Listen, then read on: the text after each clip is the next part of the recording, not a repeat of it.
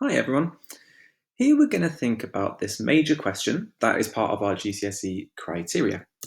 How typical is Kenilworth when compared to other castles? So, by typical, we mean how similar or different is Kenilworth to other castles? Okay, and we can also break this down into thinking how typical is it in general? So that means to kind of in general, castles across England, how typical is it?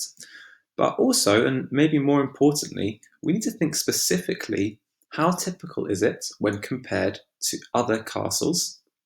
For example, and we're going to focus on these, Warwick and Tamworth. Before I continue, let's look at photos of Kenilworth, Warwick, and Tamworth. Pause the video and think, what similarities and differences can you see from these photos? Write down some notes and ideas, and then we'll have a look. So pause the video. If you're watching on a mobile and these pictures are too small, you can continue onto the next two slides where you can see larger versions.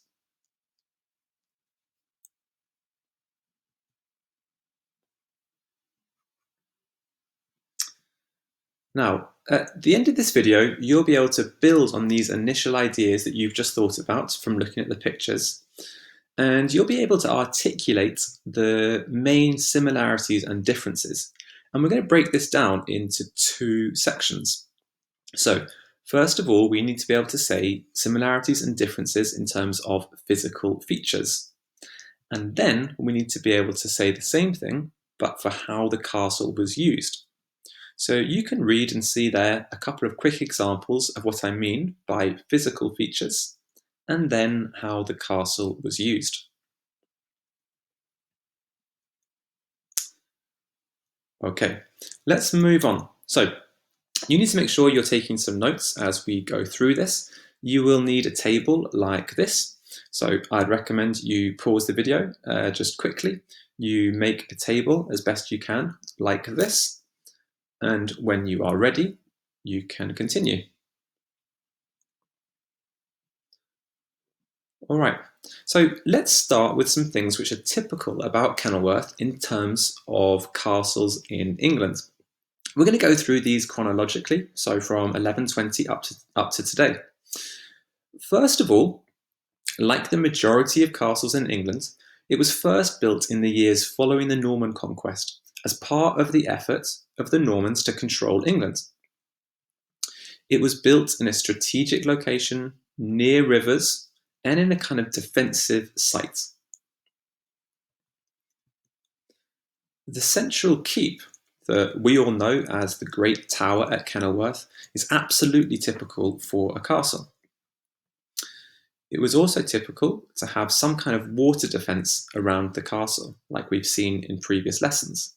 In Kenilworth, it's known as the mere. So this kind of structure of a castle, very typical for these Norman castles. Let's look at the next point, which is something which is typical about Kenilworth.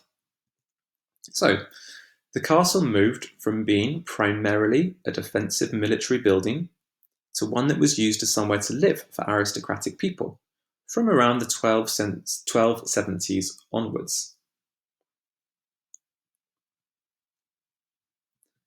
During the English Civil War, the parliamentarians, who were fighting to try and get rid of King Charles I, they slighted many castles. Now, around 100 castles or so and other buildings were targeted. So Kenilworth was one of these, okay, so one of around 100. So I would say this is only typical to an extent, okay? And to get those highest marks we're aiming for, we need to be nuanced in our answers here, not to say something is completely the same or completely different. So for this one, I think we could say that it's typical to an extent that Kenilworth was slighted in the Civil War by the parliamentarians. Now, the next thing, which is kind of similar, typical about Kenilworth, is it lost its importance on a kind of national scale in terms of who lived there and what happened after the 1600s. So increasingly across England, the important actions in the country were being taken place in London and in Parliament, rather than in castles. Castles were more of a kind of medieval structure and form of government and leadership. So they're losing their importance. Okay, and in this picture we can see them. We can see how Kenilworth has kind of gone into ruin, and that's like the majority of castles. They're not kept to the same way they were in the kind of medieval times. And finally, in terms of things that make Kenilworth kind of typical, like many other castles across the country, Kenilworth has become a tourist site with shops, restaurants, museums incorporated into the site, and also with events for tourists, like this picture shows. So we've gone through a number of things there that we could use to say that Kenilworth has some things which are very typical for castles. Make sure you've got all of those key points down in your notes, and then we'll move on to what is not typical. Okay, so what's not typical about Kenilworth? Well, we could say that Kenilworth is a little unusual in that it was built with a specific threat in mind. The threat that Henry II felt the Earl of Warwick posed. So most castles were built for more general threats to power, and they were built to kind of control local populations. But Kenilworth, if we remember, was built to control the Earl of Warwick, and that's kind of unique and strange that it was built with such a specific reason in mind. Now, in terms of physical appearance of Kenilworth, we have seen already how the castle had a typical Norman keep at its centre, the kind of great tower. However, it wasn't a typical Motte and Bailey castle like this. Kenilworth did not have a bailey, so that's the part of the castle where the arrow is pointed when it was first built. This is kind of unusual. Most of the castles that were built by the Normans followed a pretty similar structure of the castle being built on top of a man-made hill, like we can see here, on top of a motte, and had this kind of bailey underneath. Kenilworth did not have this.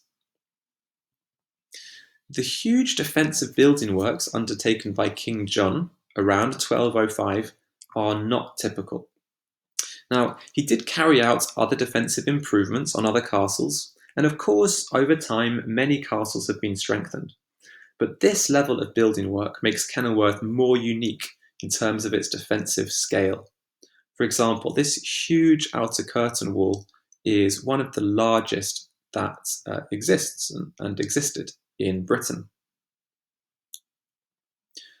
On a similar theme, the size of the mere, which was extended by King John to be up to half a mile long, is quite unusual as a physical feature.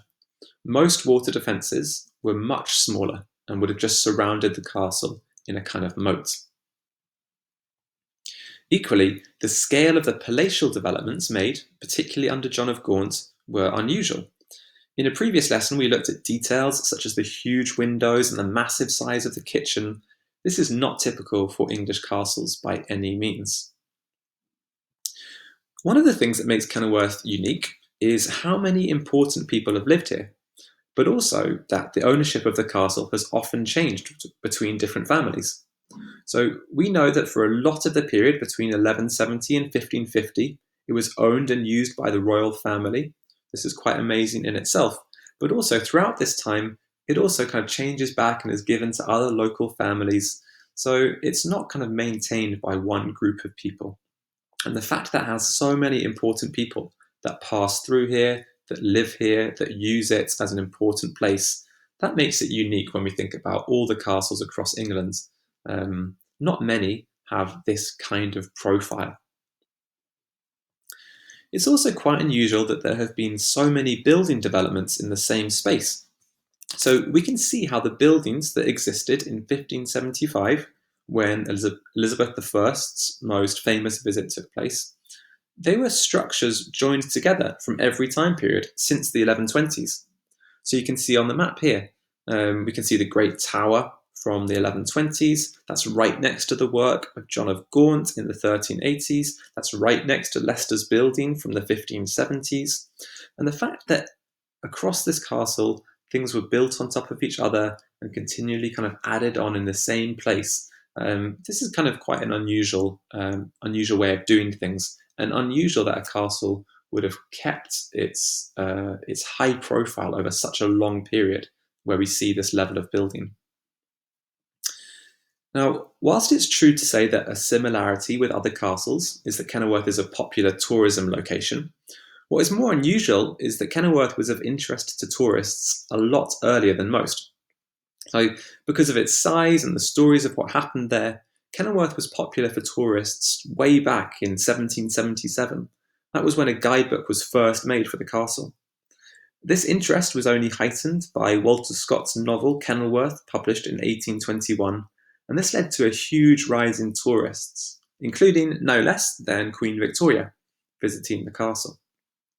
So we can say that Kenilworth is similar in the sense it's a tourist location, but it's kind of unusual in that it was a tourist location so early on and so popular, even from 1777.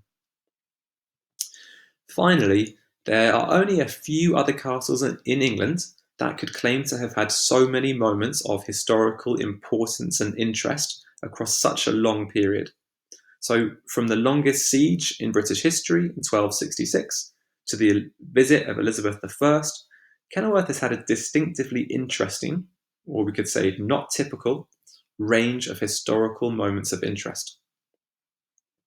Right, let's pause for a moment now and look back over the table you have made. So make sure you've completed as many notes as you can about things that are typical and things that are more unique. Now what I'd like you to do is pause the video and show which of the notes you have taken are about physical features. So you could use kind of one color for that. And then show which parts of your notes are things which represent how the castle was used. So if you've got highlighters, you can use two different colors for that, or you can make little symbols like I've demonstrated here. So quickly, just to show you what I mean, we've got this point about something that's typical about Kenilworth. So it moved from being military to more of a kind of palatial or residence. So that is going to be how the castle was used. That's not necessarily about physical features, that's how it was used. And then this other one, this is definitely about physical features. So it's not unique that you had this physical feature of a mere that was half a mile long. So look through your notes. There might be some of them which are kind of a bit of mix of both, but it's useful at this stage to break it down into these two sections. When you're done with your notes, you can continue the video. So moving on, at the start of this video, we talked about how you need to be able to say how typical Kenilworth was in general compared to castles in England. So that's what we've looked at so far. But then crucially, what is it like when compared with specific other castles? So we're going to focus on that for the remainder of this video and take a look at Warwick Castle and Tamworth Castle, both castles which are relatively nearby to Kenilworth and to us here in Birmingham. So we'll use a table again to note key information down. So pause, create a table like this for the next section, and when you're ready, you can continue. So now here, I'm just going to tell you a bit about the history and structure of Warwick Castle. So you need to be thinking for yourself why this is similar or different to Kenilworth. And you can pause the video to write down your notes. What I'll do as I'm talking through is put up a kind of similar button or different, just to give you that hint. But you're going to need to use your own knowledge of Kenilworth to explain in your notes why what I'm describing is either similar or different. So let's go. First of all, we're focusing on Warwick, and Warwick Castle was built by the Normans. So it was built to help control and build power. Warwick was a very early castle after the Norman conquest in 1066, and it was built on top of an English settlement.